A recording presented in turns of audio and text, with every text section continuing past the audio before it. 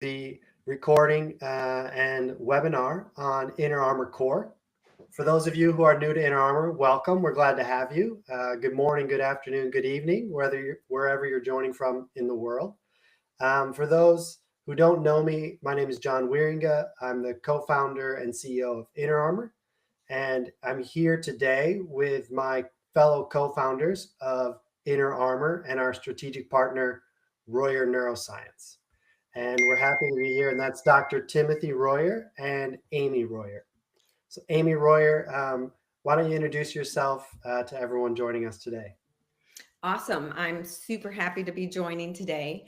My name's Amy Royer. I am a registered nurse. I practiced many years ago in pediatrics, and then for years was home raising our kids. And then as they were off to school, I started working with Doc in Royer Neuroscience and really love the areas of wellness and nutrition. So I've done a little bit of self-educating in that space, and I love just working alongside of Doc and you, John, and seeing what you guys do with technology, where I can come alongside of it with a little bit of my medical background and team up for just optimizing myself first, but then also my loved ones and then our clients. So that's a little summary. Awesome. Thank you, Amy. Great to have you. And you're too humble as always, Yes. introducing yourself. Like always, just Amy is the brain power behind so much of what we're going to go through today. And you're going to hear a lot more from Amy on why we breathe with our diaphragms, why it's important, and why it's so simple but effective. So thank you, Amy, so much. Um, Doc, I guess that leaves you last to introduce yourself. Yeah. So I'm Dr. Royer. First of all, thanks for being on today or watching the video. We know that time is precious to all of us. And, us taking this time, but you also taking the time means a lot. And we wouldn't use that time if we didn't feel like this is an extremely, extremely important topic to you personally, but also to the individuals that you work with, whether that's in business or in the athletic arena. This, I would say, is probably the most important topic in reflection of how the breathing has an upstream impact on everything that we're doing up to our brain. Our brain needs this energy that comes from breathing and that we're going to talk about as we go. So thanks for the time. I'm a neuropsychologist. I have been doing this for 35 years. First 10 years in clinical settings as a division chief at a pretty large pediatric hospital in Michigan, primarily working with the brain in brain injury, but also working as consultation to all different specialty services in a hospital in relation to how the brain functions.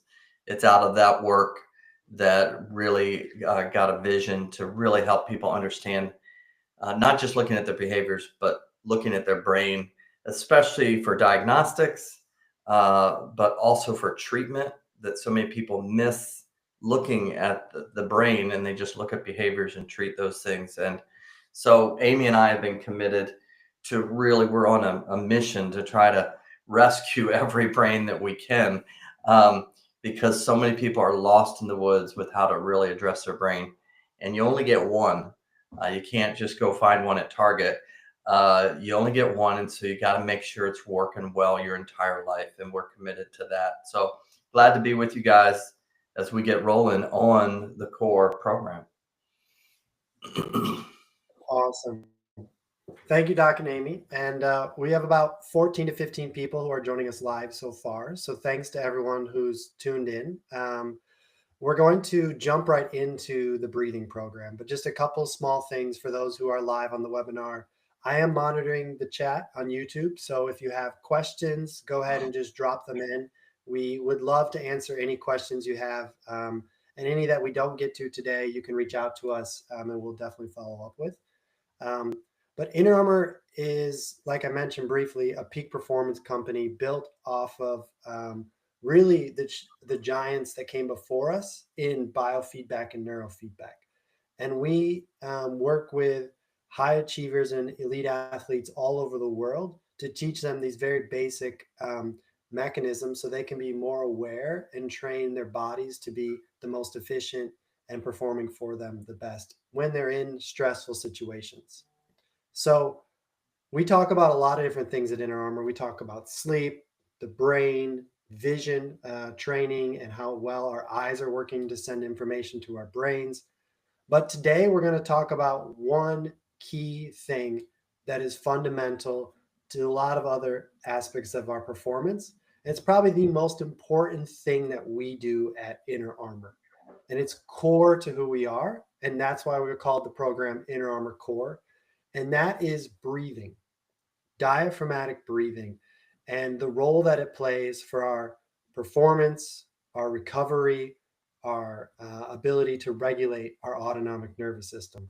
So, Doc, I'm going to hand it over to you to start and just talk about breathing in the role of performance and the autonomic nervous system. Yeah, absolutely. And right when John says breathing, there's probably a lot of you like, oh, I got that. I don't need to like listen to this. And you do need to listen to this, because even myself learned through the process of working with tens of thousands of brains that I was looking at other things and missing the most important thing was how oxygen impacts our entire body. So I'm a neuropsychologist. I have all kinds of tools and imaging we use to study the brain and analyze the brain.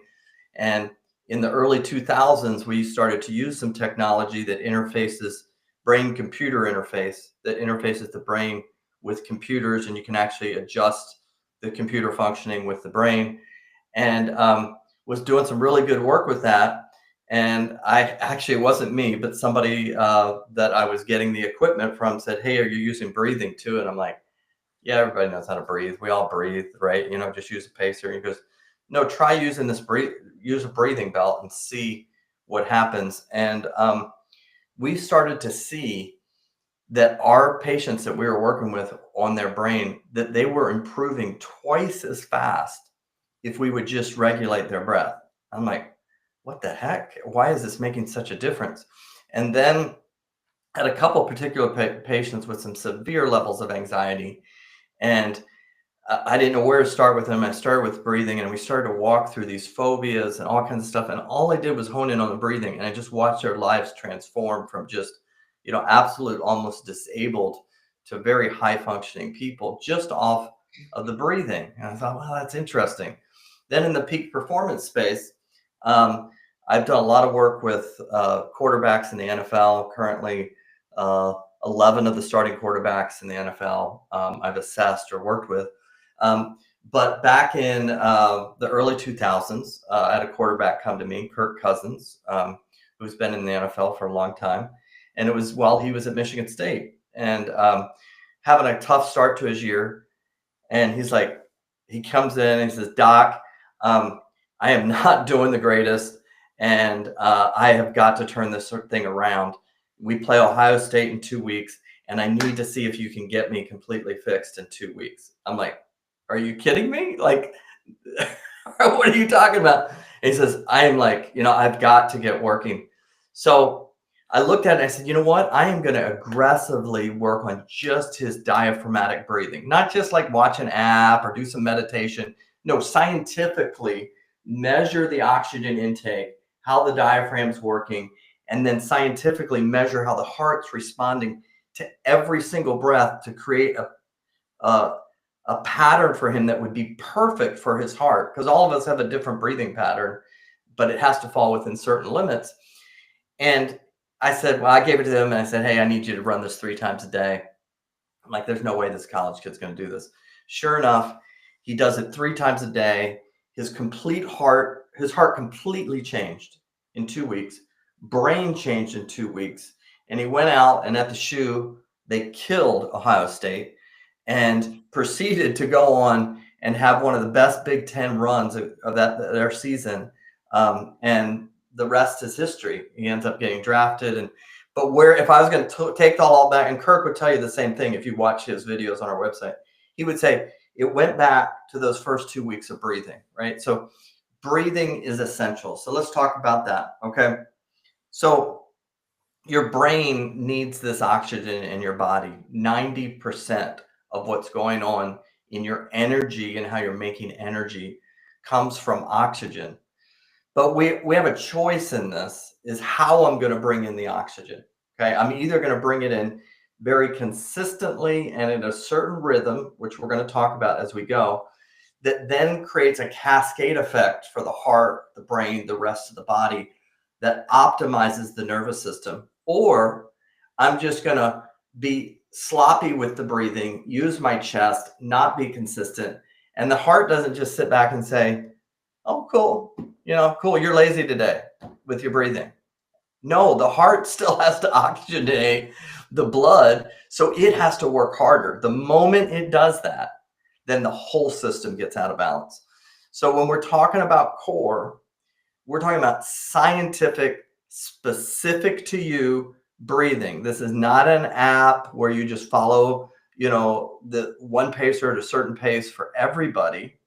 Everybody's different to find that exact rhythm that fits you and optimizes your nervous system. Awesome. Doc, talk a little bit more. Well, Amy, actually, why don't you talk a little bit more about why the breath is so important to the heart? Like, what is going on there when we think about the interaction between the breath and the heart? And maybe touch on, if you can, a little bit the nervous system, right? We don't want to go too technical and just gloss over all the details there, but go ahead and just share, if you could, a little bit of what's going on in our bodies when we're talking about diaphragmatic breathing. Okay. I would probably try to divide that into two things. The first one just being the anatomical changes that you want to see happening with the deep diaphragmatic breathing. So we have this almost like a platform muscle that separates where our lung space is and where our abdominal cavity is. And it's called the diaphragm. It's like an unbelievably cool muscle. It looks like nothing else you see in the body. But this thing is going from the time you draw your first breath until your last breath. And it's so unique how it works, but it sort of sits like a little bit of a dome. And when you push your belly out, that dome goes downward, and that makes a bunch more space for your lungs to expand. And that's the very first thing that we want from a deep diaphragmatic breath. We want to see that dome shape go flat in the diaphragm, and that will pull oxygen into our lungs. So it's kind of crazy because we think that we have to be like suck air in, but it's actually created by the dropping of that diaphragm muscle, makes a negative pressure space and draws air into our lungs. Then when we go to exhale, we pull our belly in, which allows that diaphragm to go back up into that dome shape, and it physically pushes the carbon dioxide and the toxins out of our lungs for us. So it's it's a very powerful system, both the inhale and the exhale. But if we're lazy on it, we're getting like a very low return on investment. So if you're not moving those abdominal muscles, you're not fully filling your lungs. You're not getting the optimal oxygenation of the blood. So it's interesting because it's all automated.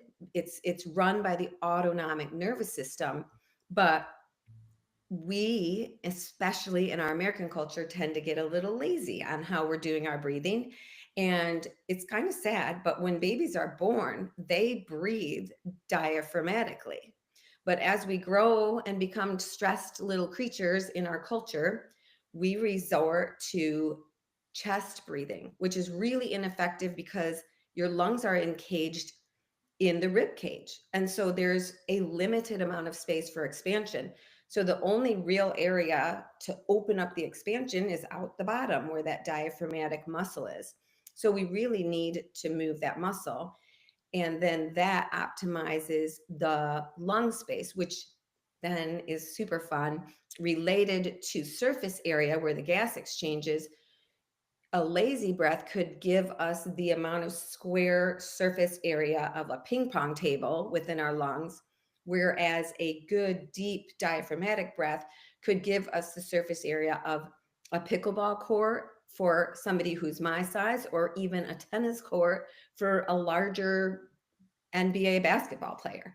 So the crazy thing is that control of that resides in my choice to breathe well. Like, how powerful is that? Like, we work with some pretty powerful people who run corporations and do all these things. But I can look at a third grader and tell them, you have more power in your next choice to take a deep belly breath, because it's going to set everything else up. So that's the first half of the breathing. The second half is something we never even knew about when we started working with the brain. Your deep breathing, when you use those muscles and you move that diaphragmatic muscle, you are massaging the vagus nerve, and you are getting vagus nerve involvement. And nowadays, many people do know about the vagus nerve, that this is this magical nerve that helps move us into a state of more relaxation. And you can read books about how to engage the vagus nerve, but guess what? You can engage the vagus nerve every time you take a deep diaphragmatic breath.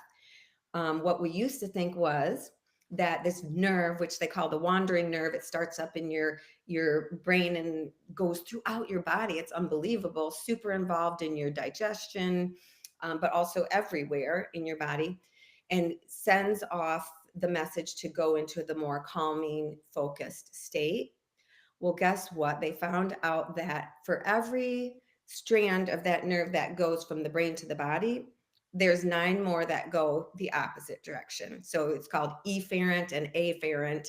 And we never knew it was bidirectional at the beginning.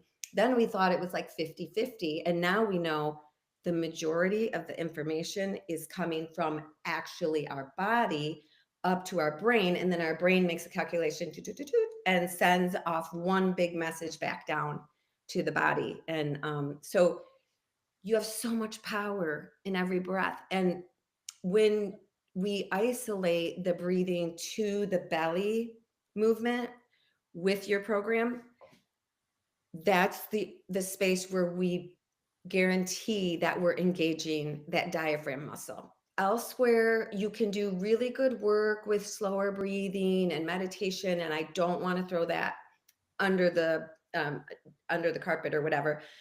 But what we're doing when we use the belt and watch the breathing, we're making sure that we're not allowing the biomechanics to be that compensatory chest breathing, but we're forcing the biomechanics into that engagement of all those abdominal muscles, but specifically the diaphragm muscle.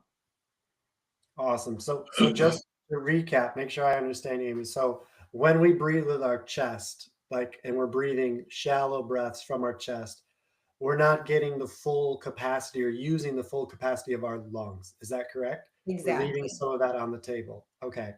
And tell me one more time again about the vagus nerve. Like, the vagus nerve is the nerve that's sending those signals to the brain, right? So how does that, by engaging the vagus nerve, how does that have an influence when I'm like in more of a stress state? Why would I want to engage the vagus nerve through diaphragmatic breathing?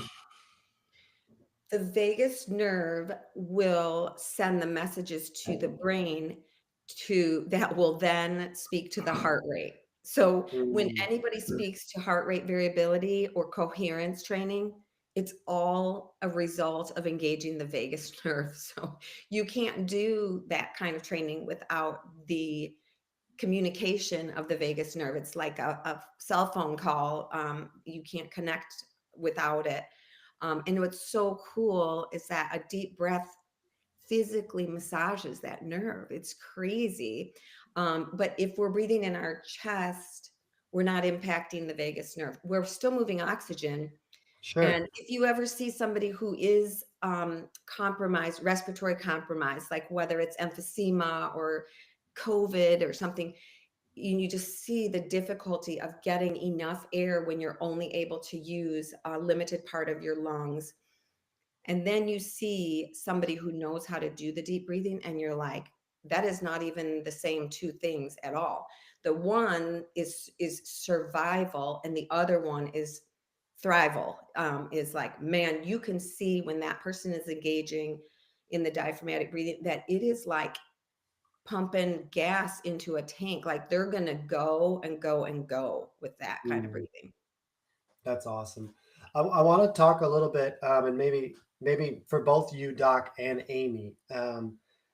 I think everyone on this call today, and probably everyone who listens to this at some point in the future, knows that breath work, meditation, these types of practices have a long history, hundreds of years, centuries of practice of showing that they can help you get in a more calm, focused state, right? So I think we can kind of say the level of playing field is there, the research is there, but also just the qualitative, feedback is there from people.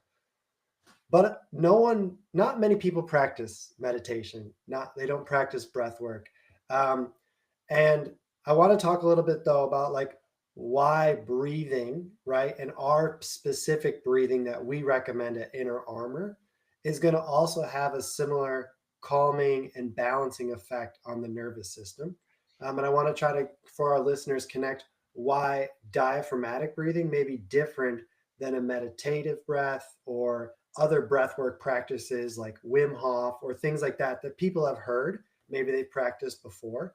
But why is the Inner Armor breathing, diaphragmatic breathing, unique? And how is that going to set them up for success if they practice that?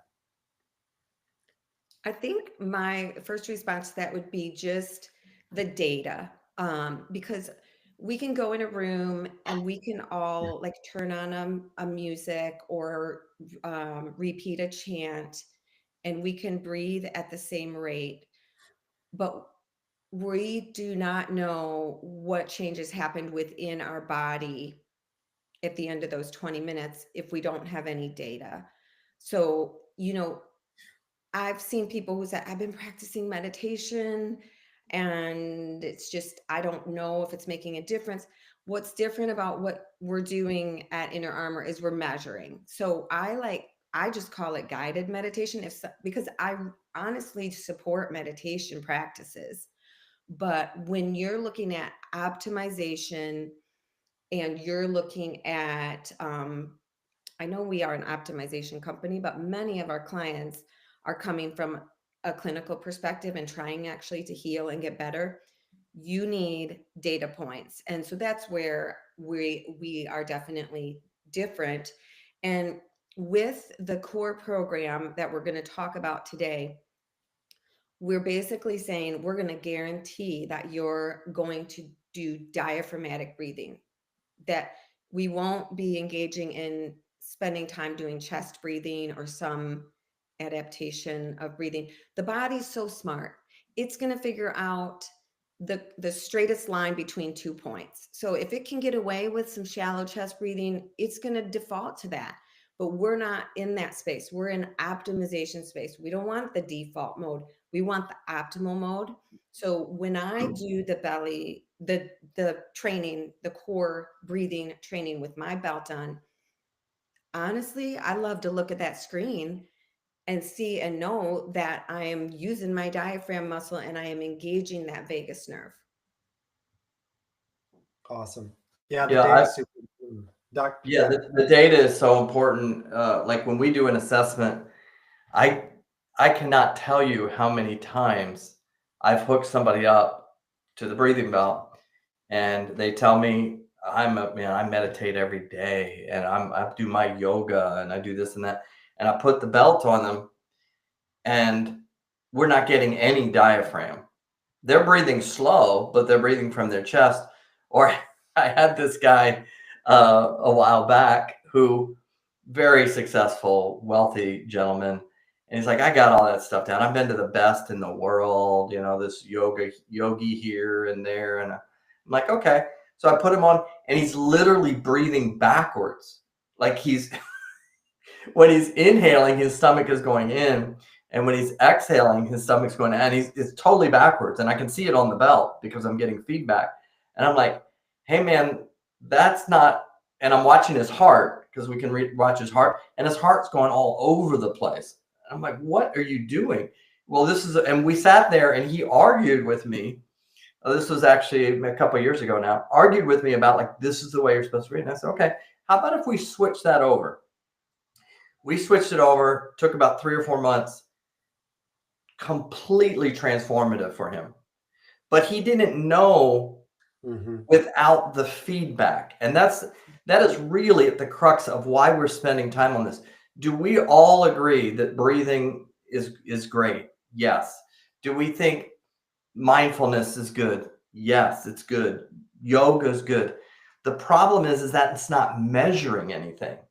And you could be completely doing the wrong thing. There's a great study out in California where they looked at people with dementia, and they looked at 2 groups. They looked at mindful, slow breathing without any tech, just mindful, slow breathing. And then they looked at this oscillating diaphragmatic breathing with this group. And statistically significant changes in the biomarkers for dementia happened with that oscillating, measured breathing. The mindfulness people who were just lowering their heart rate, they weren't kicking in the heart and the other systems in the body and the brain like we want to get the vagus nerve to do its thing, because there wasn't really any data around it. I kind of liken it to this, okay, is we all, when we drive, okay, we see road signs that tell us how fast we need to go, right? And we know if we don't follow those signs, there's consequences for that, right?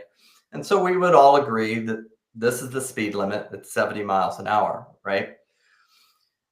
The problem is I can agree with that and understand that, but if I don't have a speedometer in my car, I can't interface with what whoever thought of what the speed limit is, what that needs to be, right? So the speed limit's good. Do we all need to breathe? Yes. And is a certain rate good? Yes.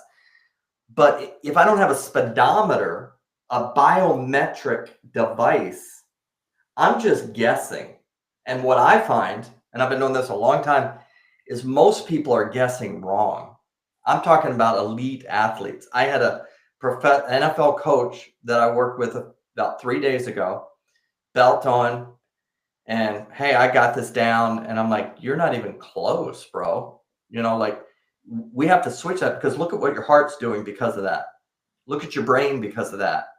Look at your hypothalamus. Look at all the different things in your body, right?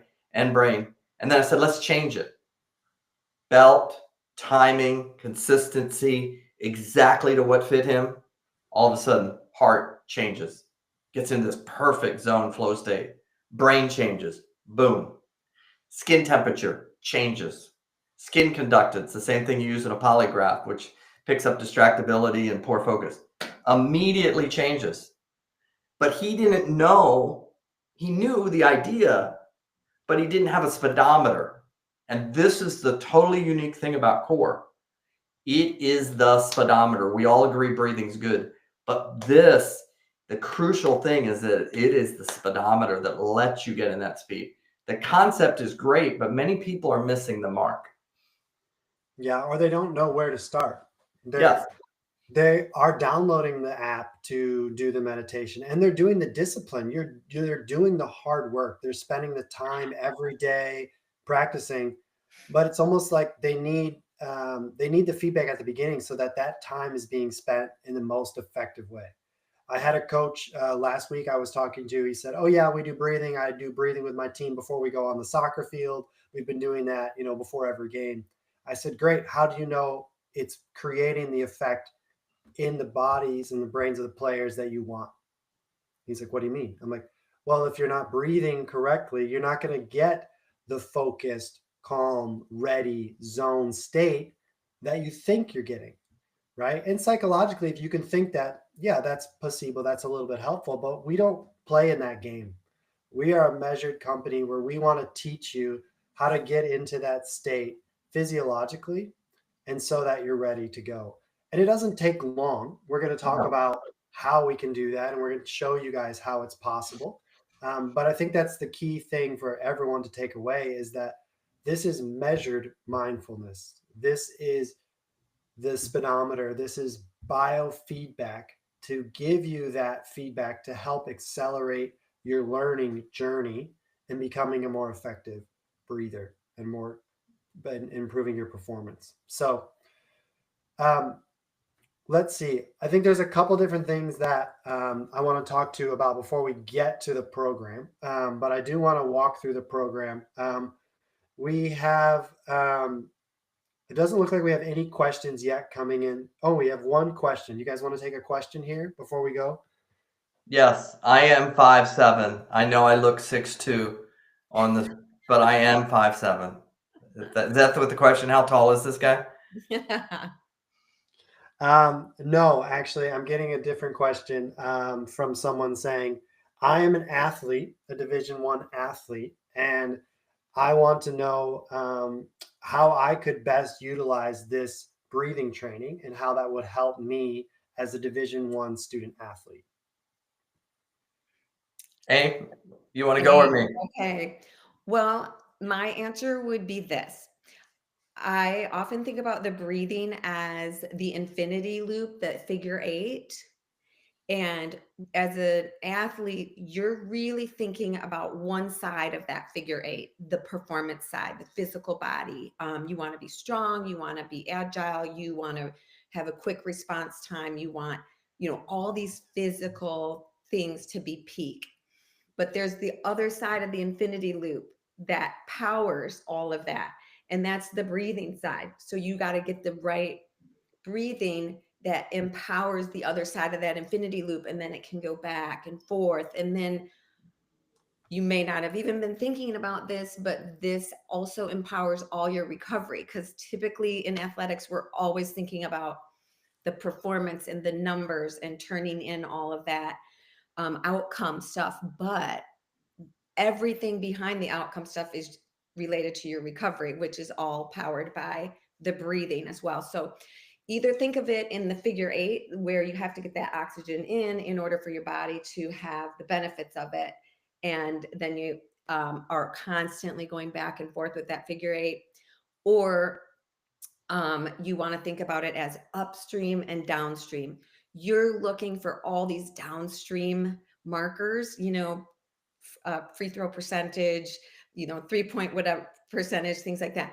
But really, like, what powers all of that from the get-go? Like, you do have to go all the way back to the nitty-gritty, and it's getting the oxygen in to be able to send that to all your mitochondria throughout your body and your brain. Don't forget your brain, in order to empower this performance. So I'm hoping that connects in either one of those ways, the upstream, downstream, or the infinity loop. It's entirely connected.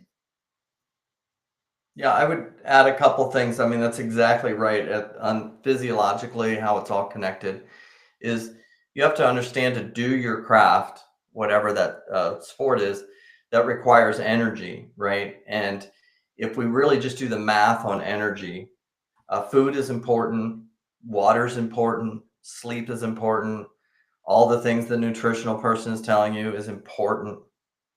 But 90%, 85 to 90%, that's a lot of your energy comes from oxygen. Okay. Think how long you can go without some of these things, but you can't go very long without oxygen. So that just in alone statistically, and I'm a big data person, says, wait a minute, how much time am I focusing on this? And yet I'm over here on these micronutrients and this and that. I need to be like getting this thing perfect. And so with my pro athletes, I've been doing this for a long time, and collegiate athletes and high school athletes. It's all about the breathing from the time you wake up through the entire day up to your event. And then when you're done, and that's kind of the biggest thing. Like, we did a lot of work in the NBA where for a couple NBA teams at the end of the game, they would go to the locker and their breathing belt would be at the locker. And why was that? Because they got to start getting ready for the next game.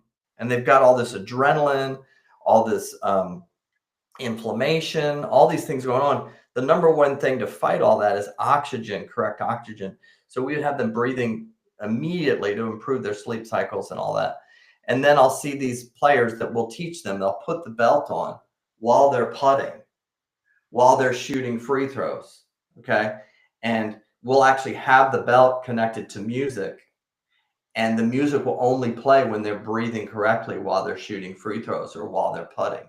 The music stops the moment they're not breathing correctly, because we know how important that is. And then when you get really good with the breath, and it gets really good, you start to interface it into your actual skill. Like, I don't want you putting the ball on an inhale, because that's when the heart is stressed.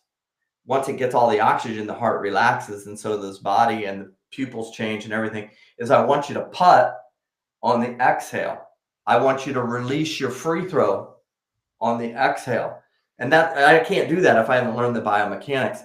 I want to hit my serve on the exhale, because that's the point of action. And you can't get to that point of action where you can actually use it and leverage it in sport if you don't learn the biomechanics of it.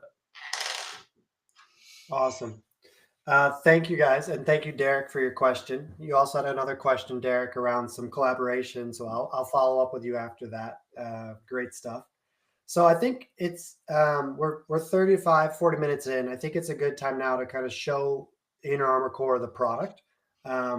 So Doc, I know you're going to share your screen and open up the app, and we're going to talk through this program and why we've designed it the way we have to help you guys become the best at this skill, diaphragmatic breathing, and learn the biomechanics, and then eventually be able to practice this skill anywhere you're at without the equipment.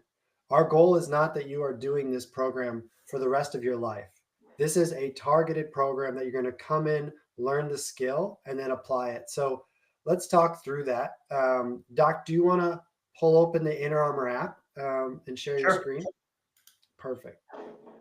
And I'll ask Amy maybe to talk through the first level. And maybe while Doc's pulling up, maybe you can talk through the biomechanics level and what are the 2 skills that we're going to first teach all of our users. Perfect.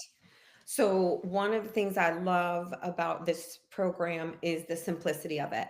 At the same time, I don't want anybody to lose the complexity of it, because it powers everything else downstream. So, but the simplicity is so fantastic, because when I look at this training program, I can think of no one that this could not be good for. So I can see telling a 3rd grader how to do this. And I just yesterday was telling an 80-year-old how to do this. So it's so the application is, I mean, to me, it's universal. And of course, I'm coming from a space where I'm actually using it. And so I'm speaking from that experience as well. So if that goes in the core program, where we begin is with the biomechanics. I'm waiting for it to pop up on the screen. There we go. So the biomechanics is basically, we would like to assure that you are moving your belly when you're breathing. So you put the belt on. We put the belt on the same way every single time Doc's putting it on. You want it to be snug, and you want it to be around the level of your belly button, which is really nice to know, because all of us are built differently, but we all have a belly button. So it's really nice to be able to work off of a marker like that. And then the belt will then connect with the Bluetooth on your device, and you will be ready to train. So when you are training in the biomechanics stage, we're trying to get you to be familiar and comfortable with breathing between 3 and 7 breaths per minute. So we give you a scale there of those 2 bar scales on your right. that we're going to try to get between 3 and 7. So Doc is doing it live for you right now. And you can see his rate, breaths per minute, and he is between the 3 and 7. So during the time that he stays between 3 and 7, he will be scoring points. And for those of us who like points, this is the exciting part, is that we're going to try to earn 1,000 points in the next couple of minutes. So we're going to let Doc keep going with this. So what's you're seeing as somebody who's been trained in this department, when we begin training with people, we often see just a lot of crazy movement there on the red line on the left side of the screen. And we just start super easy. We just start with, hey, let's not even think about breathing. Let's just push our belly out, pull our belly in, push our belly out, pull our belly in. And it's so interesting because you don't actually have to think about inhale, exhale. Your body will take care of that for you. You just have to make that space happen. So when you are able to push your belly out, pull down that diaphragm muscle, air comes in. And when you pull your belly in, you're going to force that air back out. So first, we center on those biomechanics. We do the training sitting and standing because there's just slightly different musculature that has to be trained and strengthened. And we just look at this rate and we just get it nailed into place with 10 sessions sitting, 10 sessions standing. The sessions are 3.5 minutes each for sitting and then standing. So a total of 7 minutes, and your training is done. So then once you accomplish that goal, so we've got the biomechanics down, then we're going to work on consistency. So you just go, you do the same thing, you click your way in, and now we're going to see two graphs. One is for the rate and the other is for the consistency. So the consistency is just this. We don't want you to breathe 3 breaths a minute and then 7 breaths a minute and then 3 and then 7, because that does sound like it will still fit within the green range. We want you to breathe the same rate as closely as possible. So whether you're physically comfortable with a 5.5 or John is comfortable with a 6.25 breaths per minute, that's unique to your individual makeup, but you need to be consistent. This is an area where the awareness is really important because we are not aware of how inconsistent our breathing is, because if our body's getting oxygen, we think we're doing fine. But for what we're talking about, engaging the vagus nerve and the autonomic nervous system, we need consistency. The heart sets its rate in response to the breathing. So you will actually enable your heart to decrease its stress level if you can be consistent in your breathing. And that is a huge take home concept, is the heart's going to do what the heart needs to do to survive. But if you want to do optimization and enable your heart's best performance, which then enables your body's best performance, guess what? It starts with your breathing. And this is that space again where I said we're so powerful because we can literally set that up. So that's the consistency in a nutshell. Once you get the consistency, you become more aware of it as you're doing the training because you see the screen, you're getting the feedback. And guess what? You're smart. You can read that screen and figure out what you're doing right or wrong, and you can adjust it. And so part of our program is also just asking you to learn the awareness to what you're doing. And then we're ready for the next stage, which Doc. Hang on. We're going pretty fast for our first time users. I'm going to Oh. slow Oh, down. come on. They're smart, John. They've got this. Okay, back- sorry. Let's Fill go in the back blank. to consistency. Let's go back to consistency. Okay. I want to slow down and show us, Doc, can you go back and start a session? I get And so excited. I just move- want to move to the next thing. Nope, go back, Doc. I need to see the breath. So can you go back to the breath, to the consistency? Yep. And you can swipe back. There you go. So let's go back to this pacer. Let's talk about this diaphragmatic movement. We spent the first 20 minutes talking about the diaphragm. Yeah. Now, how does the tech interact with the diaphragm? I saw this red line, and Doc is really skilled, and I see this little ball with the pacer. But let's talk about what that is. What is moving up and down? Why do I want this sine wave Yes. that we're creating? Okay. So first off, we give you the pacer. The pacer is set at 6 breaths a minute. That's kind of a universal number that tends to be what is the word for it? It's synergistic for the majority of people. Now, some are going to breathe slower, some faster, but so we have a setting there that's a little bit of a universal setting, 6 breaths per minute. That's for when you're beginning and you want to follow that pacer. So here's what Doc would be doing if he was a beginner. I would say when the ball's going up, push your belly out. And when the ball's coming down, pull your belly in. So this would be, if you were just doing a breathing pacer on a pacing app, you would get this same kind of thing. Now, Exactly. the difference with our program is what you're seeing on the screen is biofeedback. This is your actual belly moving. So Yes. if I was training you and I did not see this nice sine wave on the left side, I would be asking questions like, is your belt on tight enough? Where have you placed your belt? Because you should be seeing the belt biofeedback reflecting what your belly is doing. And that's how we assure that the diaphragm is being involved in your breathing. Yeah. Otherwise, I have had somebody before who automatically assumed if we were going to do breathing training, the belt would be on her chest. So she had that thing wrapped around her chest and was trying to breathe. And I was like, what is going on? Had to get on the video monitor. And I was like, oh, you need to have the belt at your belly button because we want to engage the belly breathing. So Yeah. this doc is This is showing us key. now what happens when you do not have training and where your belt's going all over the place. If you look at that, you have to ask the question, oh my gosh, what's my heart doing in response to that?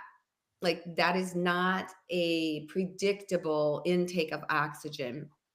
And in order Mhm. to engage the vagus nerve and the autonomic nervous system, we need the consistency. So that's why once we get that belly moving in that biomechanics stage, the next thing is to get consistency.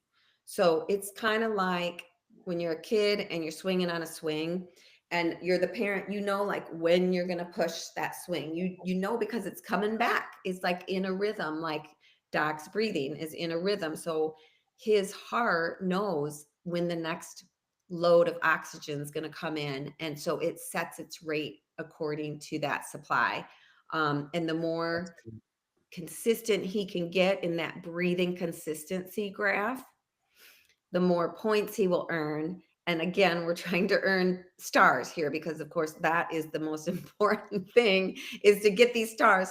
But no, the stars are simply representing that your body is understanding the task at hand and able to accomplish the task at hand.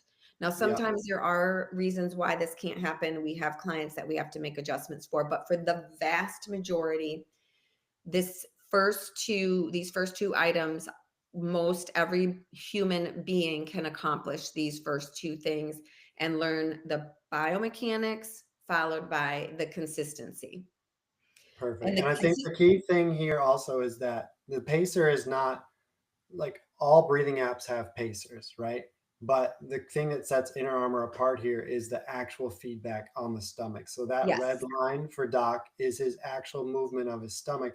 And that's what we want to teach you. Are you correctly engaging that diaphragm muscle to correctly breathe? Because that's pacer is the stop sign.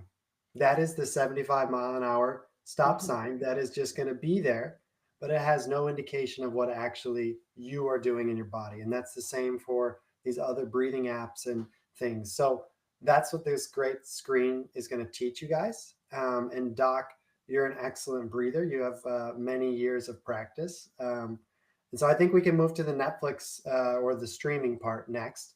But wanted to just show you guys kind of and go back to that to say these are the training screens where you see the feedback, you learn over time. You have to get 20 stars, right? So 10 sitting and 10 standing in order to proceed. So we don't want you to do this once or twice. This is a practice that you'll learn over a couple weeks. And then once you complete that, you move to the next level, which is a practice level. And in this, we're going to show you a new technology that's probably never been, that you've probably never seen before. This is a pretty innovative approach where we are going to distract you. We're going to take some of the feedback away from you, and we're going to put another type of feedback in place.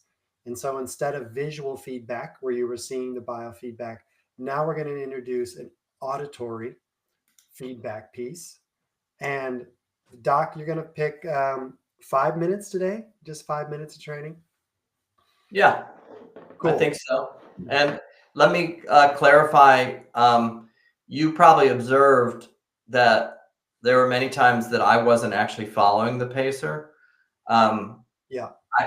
I don't need the pacer anymore. So like, when we first start, a lot of people like to hang on to that thing, like it's like their training wheels. But I know that I need to be within a certain rhythm, and the pacer works to kind of get started. But I've found that perfect spot for me, which is now slightly different than the pacer. But just so you know that that's there. And then that's gone.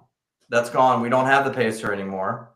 And what we're doing here is in the technical kind of biofeedback space. If you take somebody that's in a clinical situation, which I've worked with a lot of people with severe anxiety, PTSD, major phobias, is you first teach them what's called in the chair. So they're in the office, you're working on the breathing, and they're learning that technique. But if you just left them in the chair, right, and they have this fear of elevators, they might still be standing outside of elevators and using the stairs to get to the 8th floor, right? So what I then do in the clinical sense is I would take that breathing to the elevator, and we would start doing that breathing and start working on that breathing at the elevator so we could keep the nervous system calm and actually have them ride the elevator while we're calming the nervous system, activating the vagus nerve. Well, that's in the chair versus out of the chair. So what we've done is taken those clinical techniques and we've applied that to a peak performance program that systematically moves you from in the chair to out of the chair. And so this is the first phase, which we call practice. The next phase is called game time. But now is starting to teach you, okay, I'm not going to show you the training wheels anymore. I'm not even going to show you the visual up and down. You've learned it, but I will give you feedback when you don't meet criteria. So when you're not meeting criteria, I'm going to let you know that. I'm just not going to show you the pacer or your actual breath all the time.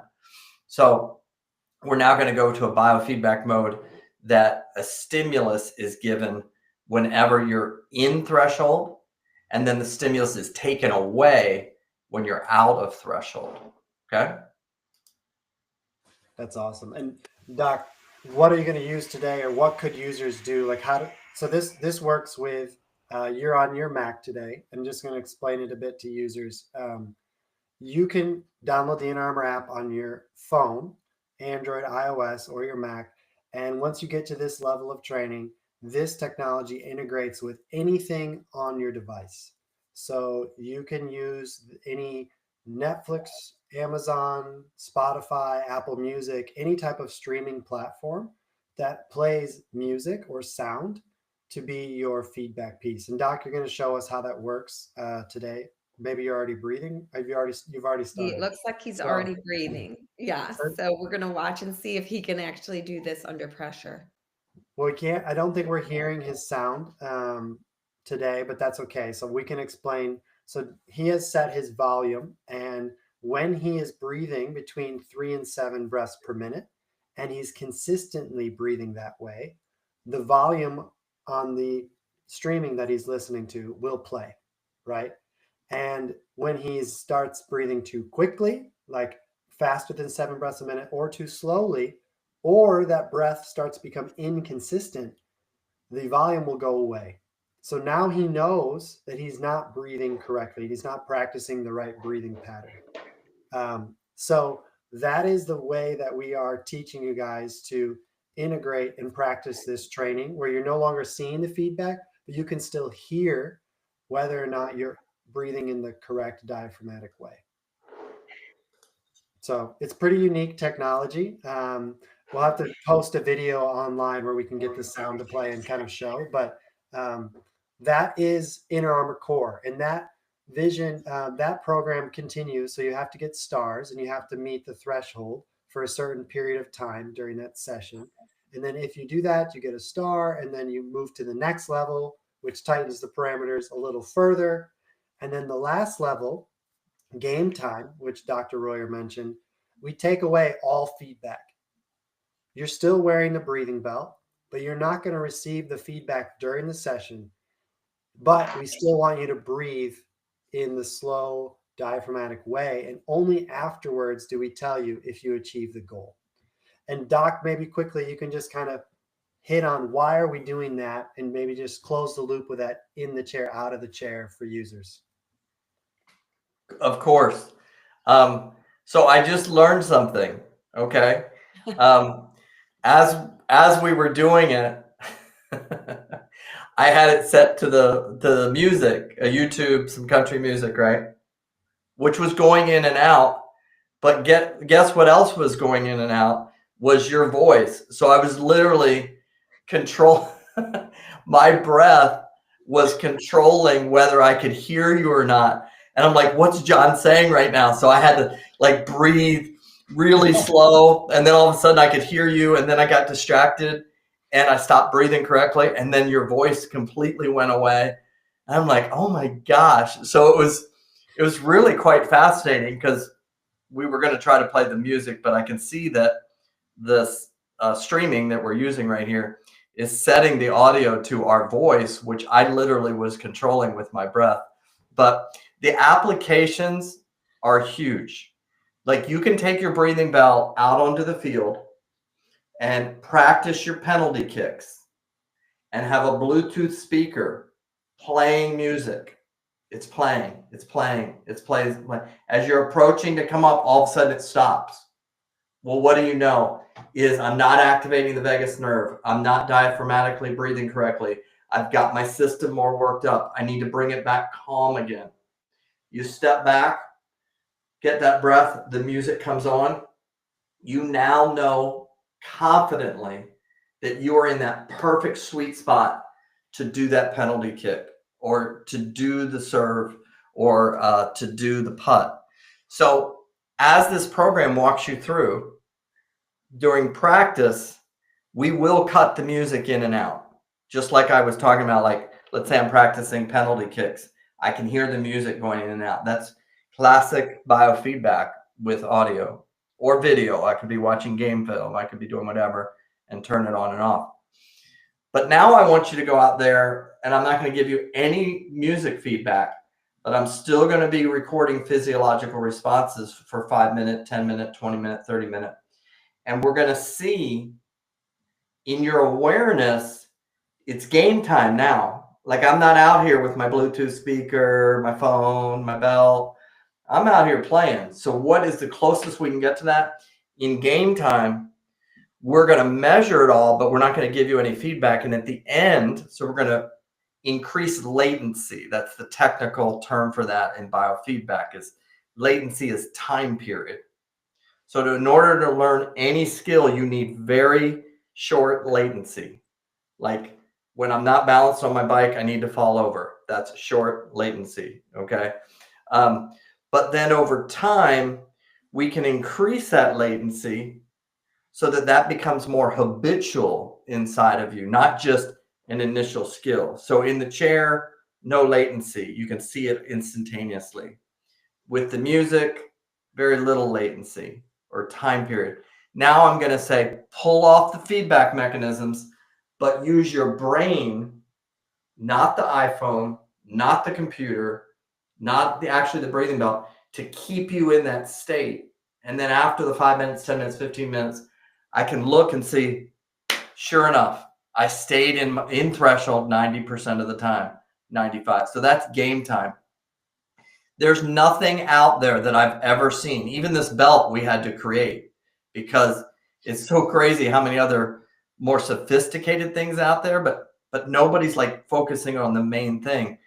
And then not only that measurement, but this systematic biofeedback mechanism that gets you from in the chair, tight latency, to out of the chair, long latency. So I can go 4 quarters, I can go 2 hours, I can go 18 holes, whatever, and still maintain that skill. Not something I left in the chair, but something I take with me. I think Awesome. maybe another application that might just broaden people's understanding is like, take this to the boardroom.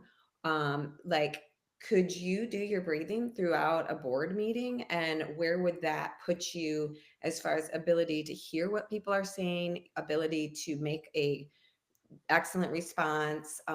Like, I would say to myself, I'm going to do the game time stuff, the game time training. I'm going to try to do my emails while I'm wearing that belt, and I'm going to see if I can even do it for 5 minutes without dropping off. Like, that's how distracted I can be or lose my awareness of what I'm doing if I see like a stressful email. But learning to be able to do my day-to-day functions and see like how much better did that go when I was able to stay in a good breathing state, and use the information. That's the thing, is the feedback is so impressive that you can see like, oh, of course I was like sweating after that meeting, and there was really no need to be sweating. I'm in an air conditioned house, but it was because I let my autonomic nervous system just go into flight. And it's so crazy to think like I actually have control of that to a degree. Like, I can be making a difference if I just have this tool and I decide to use it at the right time. So I love the training for the way that it takes you from that immediate feedback to, this is a little scary, like taking the training wheels off, but I do know what I'm supposed to try to do, and let me just try to do it and see how I do, and then just continue to grow with the information. Awesome. I think so. We developed this program for everyone. You know, this is for those executives in the boardroom. This is for the athletes. We're kicking off a program actually with third graders over in California, and we're going to teach them how to do this type of breathing so they can better focus and manage their emotions and get better sleep and balance that nervous system. So this program is for everyone, and we've priced it and built it in a way that it's very accessible for people to join, and we want people to join. Our goal is to help more people learn these techniques. We want to teach you and give you that feedback so that you can learn this technique to help live a better life. And so if you're interested in learning more about Inner Armor Core or Inner Armor at all, you can reach out to myself to get started, or you can hit us up on Instagram or LinkedIn or wherever. But we'd love to talk to you. We'd love to get yourself started in the program, your team, your family, whoever would be interested, so that we can teach you these skills. It's a 4 to 6 month program, and every training exercise is 5 to 7 minutes. So we're asking for 5 to 7 minutes a day, probably about 35 to 40 minutes a week to effectively learn this over 4 to 6 months. And that's all it takes to learn these simple skills. So we appreciate those who joined live. We really thank you guys for listening to us. And we're going to post this recording and send it out to people as well. And so thank you so much, Doc, and thank you, Amy, for your time. And anything you guys would like to say as we close up today? Just thanks for having us and letting us share what we're excited about. When we were young, we started our business. Our tagline was change your brain, change your life, change your world. And now we know even better that it should have started with change your breath, and then the rest would follow. So we're like this is our stuff. We love this and we want it for more people. So thanks for letting us share. Yeah, and I would say we've been doing this for 35 years, and this last 18 months with the technology, with the software, with the advancements, has completely changed everything. And you know, we're glad to be on, but none of that would not have happened without John like digging in and building this software from scratch. And there's nothing like it on the planet. I am so excited about how with this, we're able to take years and years and years of work that were really only for certain people. And now through the conduit of what John has created, get it to the world. And so thank you, John. We're glad to be on, but thank you to you for making this.